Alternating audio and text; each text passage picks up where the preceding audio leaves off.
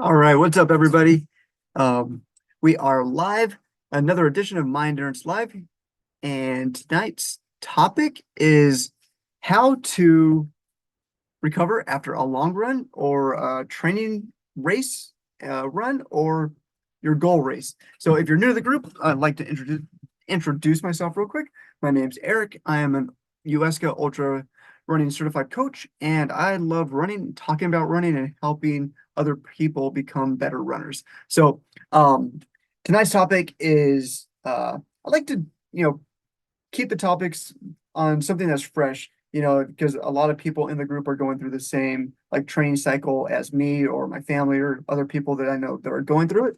And if you have seen any activity in the group the last couple weeks or month, I just finished a marathon training cycle and ran the Huntington or the Surf City Marathon on Sunday. And so I want to share about how I recovered through my long runs for that.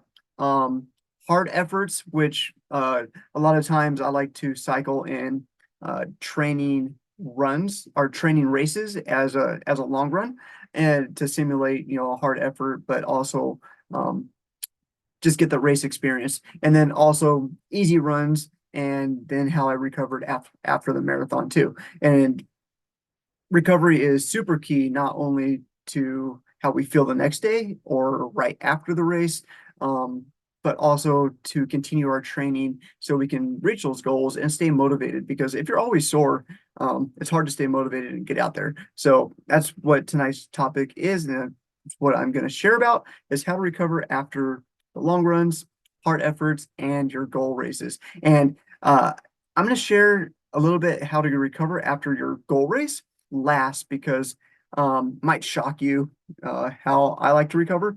And it's really not, I don't know, I don't some nutritionists and other coaches out there might get a little like say, oh no, that's wrong. But hey, it works for me. And I think that it's great. And so as always, and like to do a couple member shout outs, how to recover from long runs and all that jazz. So, um, first and foremost, like I said, recovery is key because we want to stay motivated. We don't want to be sore all the time. And if we are super sore, if we're in the middle of a training block, it's going to be hard to keep that training um, momentum going and uh, stay on our scheduled runs. Because if we're always sore, like if we have a tempo run or an interval run following a long run and we're too sore from the weekend to do those, it's really going to inhibit the way we perform. And then it also can drastically like change the way our stride is, our cadence, our foot strike, and then it can maybe result in an injury, which we really want to avoid at all costs. So recovering quickly, recovering correctly is super important to running and to reaching our goals. Okay, so first and foremost, a long, easy run. And long, easy runs, when we go out for a long run, with the intent of it being easy, we should be running at a perceived effort level of like around a 5 or 6. This is our forever pace or our conversational pace. If you're running with a group, being able to run and talk the entire time, but also running at an effort level that is sustainable, knowing that, okay, I might be tired after this run, but I'm really not going to be sore. I'm not causing a lot of muscle damage. I'm out here mostly to get time on feet, build my aerobic base, and just get used to being out there for a long time. So uh, depending on where you are in your training, a long run can be an hour, a long run can be 4 hours. And it really doesn't depend so much on the mileage, but about the time you're out there. So if you're out there for say an hour and a half, you want to be able to run that hour and a half at at a pace and an effort level saying like, okay, I I will be able to run this again tomorrow if I had to. That's how I approach my long, easy runs is going out at an intensity level and an effort level and knowing that I could do this again tomorrow. And that really keeps me reserved and trying to get it done like quickly. I know a lot of half marathon, marathon training programs and training plans, and mine mine are also based on mileage. But once you get into ultra running and start pursuing those longer distances, it's more based on time than mileage because it's too hard to track mileage. And when we're paying attention only to mileage, we get so caught up in just getting it and done and over. Like you're checking a box off.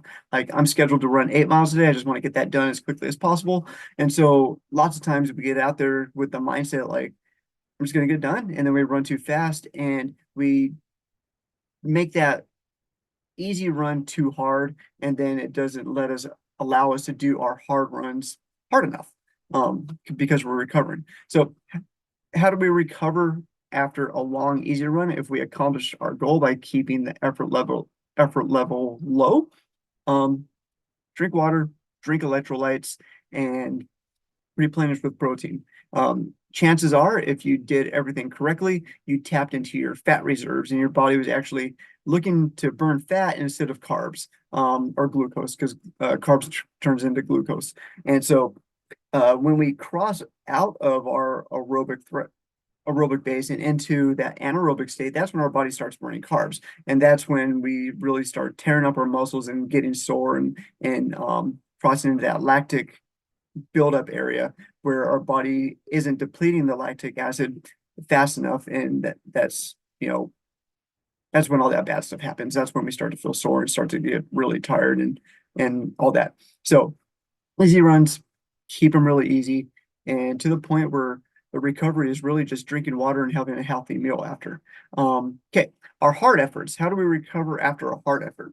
And during this training cycle that I just got through with, I not only had intervals, tempo runs, and because I was going for a new PR.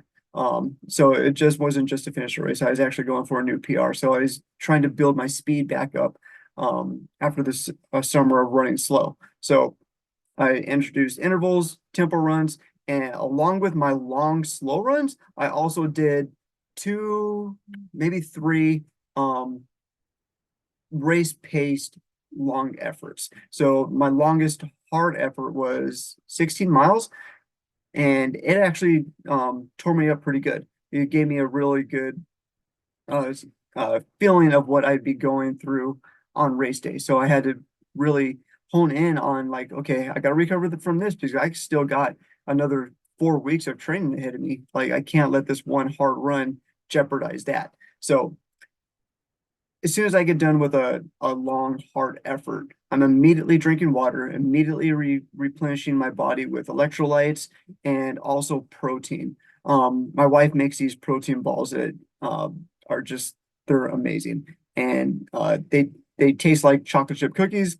I love them, but they are good for you, and it's giving my body not the carbs that I burn because carbs in me makes me swell, makes me feel not good for a long time after the race, and my body will store it and it will make me swell. So that's the last thing I want to do is introduce swelling into me, but protein doesn't make me swell. And protein, I'm not a nutritionist, but this is just what worked for me. And through looking at research and all that stuff online, like it's kind of proven that if you go and eat bread and eat a bunch of carbs, it's going to introduce swelling and not help you recover as fast as possible. So I like protein. I like eating some chicken or anything like that after having a good healthy meal, but mainly really replenishing my body with the electrolytes and the salts that I burned during that hard effort.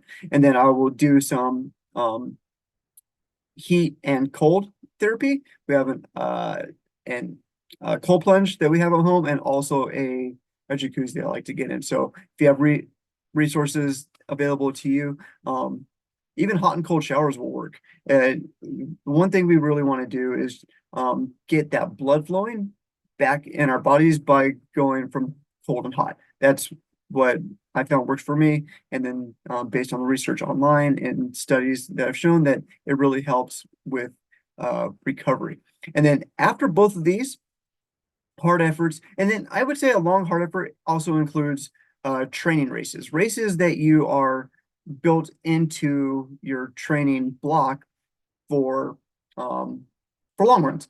You go out at a little bit harder effort, but you get the race day feeling. It's easy because it's supported. You don't have to worry about finding water or nutrition or anything like that because the race provides it. So I really encourage people to go out and do 10Ks, do half marathons in their marathon training, or even in your half marathon training, find a 5K and 10K and use that into your training cycle because it's just fun. Breaks it up and breaks up the monotony, and you get that you get that you learn how to pace yourself also by doing this too. Where to hold back, where how to finish strong, and it's just a really good learning experience. The more races that you do, the better you're going to be when you show up for your goal race. So after those three, a long slow run, a hard effort, and even using training races, I definitely go for a recovery run the following day. And this recovery run is solely based on time. No, not pace, not mileage. Really, for me, just running until I loosen up, until I start feeling good. Um, it to me, it's imperative. Even after a 20-mile run, like everything in you is going to say, like, are you crazy? Like, no, but I know that if I want to continue on with my training and I want to be able to reach that goal, I have to get the blood flowing inside my legs, inside my core, and even in my arms and my shoulders. Because when I run, like, especially if I'm trying to run at a fast pace, I carry stress up in my shoulders and my neck will be super tired after a hard effort. Just something I got to work on in my own running form to loosen up a little bit. But if I go out there for a slow jog, even mixing in 4 1s where I'll run for jog for 4 minutes and then walk for a minute, it really loosens up my calves, loosens up my legs, to where I can go and continue on with my training kind of unhindered through that. And then also using my active recovery. And if you are too sore to go for a run after a hard effort or a training race, a bike ride or elliptical or even a slow walk or something like that is just as good as going for a jog. So find what works for you. I like bike rides. It's been raining here a lot, so I'm not too prone to ride my bike in the rain, but um, jogging's no problem. Okay, this is what we've been waiting for. After your goal race, after the race that you've laid it all on the line for, that you've worked months and months and months for to get to. How do you recover after this? Well, right after the race, I say let it go. Go out, have pizza. Go have those drinks with your friends or whatever you want to do. Go celebrate. I mean, you worked for a long, long time to do this. There's no reason to, think that you got to eat a super healthy meal after this. Um, like I said, we're celebrating now. Everything that we worked for, you can just let it all go. And yeah, I mean, why not? A lot of people, a lot of other coaches will say like, no, like stay on it. You just really tore yourself up. And like, yeah, you're right, I did. But um, I just want to celebrate. I want to have fun. So that's my okay for you to go out there, have your pizza, have whatever you want, within reason. But just go have fun and enjoy yourself. But I do like to go for a recovery run the day after. Um, after the marathon, we all met up for pizza. We all celebrated together, and I was sore. I was super sore, and my calves actually cramped up right after the race, and it was hard for me to walk after. So they had chocolate milk at the finish line. I drank the chocolate milk, and that helped me walk back to my truck. But drank a lot of electrolytes when we got back in the truck, and a lot of water, and that loosened me up. Had our pizza, and I was super sore Sunday night. Those squats really hurt. I wouldn't have done them if we were having this challenge. But the next day, Monday, my legs were still super, super tight. Like I couldn't reach my toes. Um, Went out for my run, and it took me 3 miles to loosen up. And then my Achilles was kind of bugging me, so I walked for a little bit, but I just went out for a super slow jog. And like I said, I ran 4 miles. Around mile 3, it loosened up. Everything started feeling good again, and it's just proof that uh, the more we move, the better we feel. And I believe that our bodies were made to be put in motion, so we uh, use it. Um, the blood flow is the best healing property our body has. And today, Tuesday, so 2 days post race, I almost feel like I'm ready to go again. My legs are still a little bit tired. Today was a rest day for me. I'm going to get back at it tomorrow, go for a nice easy jog. But um, yeah, I feel 100 times better than I did yesterday because of that run that I did. So hope this encourages you. And next week we are starting a uh, mini ultra series. So because at the end of this month we have a guest coming on, Joe Corcion. He's the host of the Ultra Running Everyday Ultra podcast, and he's going to share on a topic. We're still talking about it, but I think he's going to share about how to transition from road racing into trail racing. So it's a super neat topic. That was my path. I started road running, got into trails, and really never looked back. So I know there's some people in the group who are into ultra running, who are into wanting to run a 50K, a 25K, and we've seen some trail runners going out there and posting their pictures. So this is for you. And then also keep posting your squats. And then if you wanted any of the recipes that my wife uses for our protein balls or anything else, just comment below with info and we'll be sure to reach out to you. So thanks again for watching, guys. This was super fun, and we'll be seeing you next Tuesday on another edition of My Endurance Life.